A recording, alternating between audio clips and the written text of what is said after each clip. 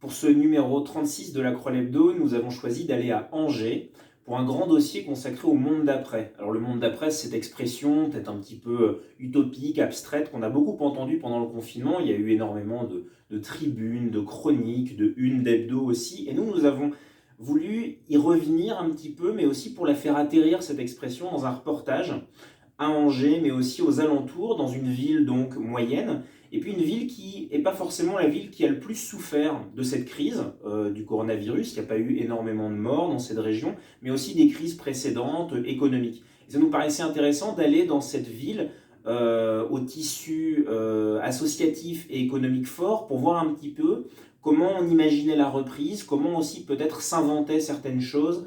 Voilà. Alors ce qu'on en a retiré, mais vous le lirez dans notre exploré, mais ce qu'on en a retiré, c'est que c'est plutôt une question qu'une réponse. C'est le monde d'après, est-ce que c'est pas chacun son monde? Parce qu'on se rend compte que eh bien, nos manières d'imaginer le monde d'après vont avoir un impact sur les autres et ne sont souvent pas les mêmes que celles des autres.